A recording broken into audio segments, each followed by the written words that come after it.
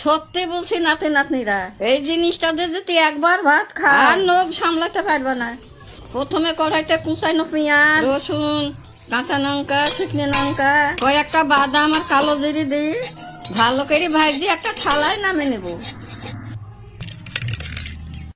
এবার শিল পাটাটা নিয়ে বেশ খানিকটা কষি ধনির পাতা দিয়ে অল্প একটু লবণ দিয়ে মিহি করে বাটবো।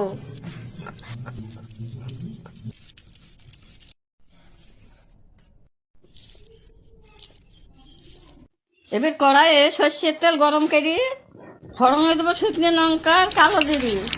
এবার ওই বাটাটা দিয়ে হাত মুঠো লবণ দিয়ে ভালো করে নাড়িয়ে চাড়িয়ে কষিয়ে নামাবো।